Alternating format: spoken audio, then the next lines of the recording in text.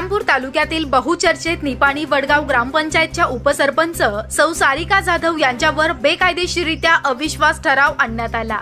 निपाणी वडगाव ग्रामपंचायतच्या उपसरपंच सौ जाधव यांच्यावर 6 महिन्यात दुसऱ्यांदा बेकायदेशीररित्या अविश्वास ठराव मांडण्यात आला। यामध्ये नोटीस देणे कायद्याने बंधनकारक आहे। विशेष बाब म्हणजे 17 सदस्यांपैकी 16 सदस्यांना नोटीस बजावण्यात आली। फक्त विद्यमान उपसरपंच सौ सारिका जाधव यांना नोटीस देण्यात आली नाही।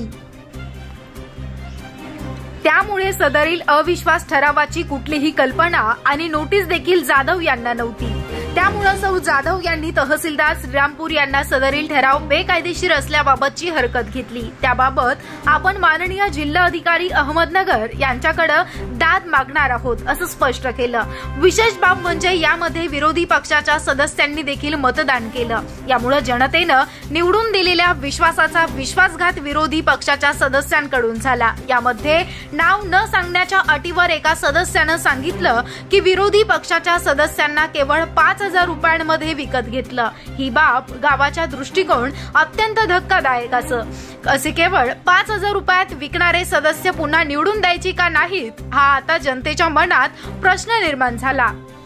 ज्यांना आपण विरोधात मतदान देऊन ग्रामपंचायत मध्ये पाठवतो ते सदस्य जर आर्थिक व्यवहार करून संगणमतानं आर्थिक फायदा करत असतील तर अशा सदस्यांचा जनतेनं चांगलाच समाचार घेतला पाहिजे। सदरील अविश्वास ठरावाची प्रक्रिया पूर्ण झाल्यानंतर विद्यमान उपसरपंच सौ सारिका जाधव यांनी थेट श्रीरामपूर तालुक्यातील बहुचर्चित निपाणी वडगाव येथील शेखर पवार यांच्या खुनातील प्रमुख आरोपी सोपान राऊत यांच्या दबावाखाली हा विश्वास ठराव आणण्यात आला असा आरोप करण्यात आला। तसेच ग्रामपंचायत कारभार सोपान राऊत यांच्या स्वतःच्या घरातून चालवतो असा देखील आरोप करण्यात आला आहे। त्याचप्रमाणे ऊसतोडी कामगारांना राहण्यासाठी देण्यात आलेली जागा सौ सारिका जाधव यांच्या मालकीची दरवर्षी असते, परंतु यावेळी तेथे ऊस तोडींनी कामगारांना बसण्यास मज्जाव करण्यात आला। जर तुम्ही तिथे राहण्यास गेल्यास कारखाना प्रशासनाकडून तुम्हाला ऊस तोडणीची परवानगी दिली जाणार नाही अशी धमकी सोपान राऊत यांनी दिली। त्यामुळे ग्रामपंचायतचा आणि कारखान्याचा वापर करून स्वतःचा फायदा करण्यासाठी गैरवापर केला जातो। तसेच अशोक कारखान्याच्या आजी माजी चेअरमन यांनी गुंडगिरी करून जे काय उद्योग केले ते सर्व तालुका आणि जिल्ह्याला माहित आहेत। त्यामुळे अशा गुंड प्रवृत्तीच्या लोकांच्या हातात ग्रामपंचायत राहिल्यास भविष्यात गावाचा विकास न होता गुन्हेगारी वाढण्याची शक्यता नाकार। मी सारिका विलास जाधव, मी निपाणी वडगाव येथील सरपंच उपसरपंच आहे। मला माझ्या ग्रामपंचायतीच्या सदस्यांनी अविश्वासाचा ठराव माझ्यापर्यंत पोहोचवता न पोहोचवतात माझा त्यांनी विश्वास करून विश्वास ठराव मान्य केला त्यांनी। मी विलास काशीनाथ जाधव, माझ्या पतीवर अलीपणेवाडीचे उपसरपंच आहे। उपसरपंच असताना मागे बी असाच मुदतीच्या आत त्यांनी विश्वास ठराव आणला होता।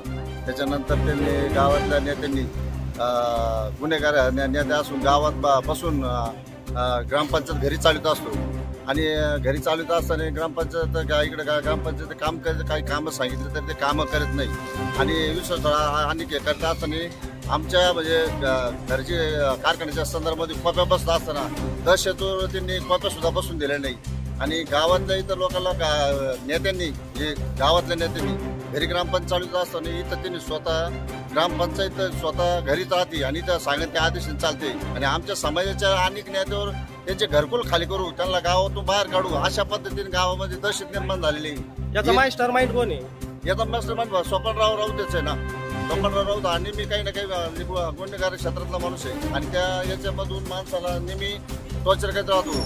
मागं नाही दिलं आता काय देत नाही, समाजाला सुद्धा बाकी ज्याला घरं खाली करा तुम्ही गावात कसे राहते अशा पद्धतीची भूमिका देत असते।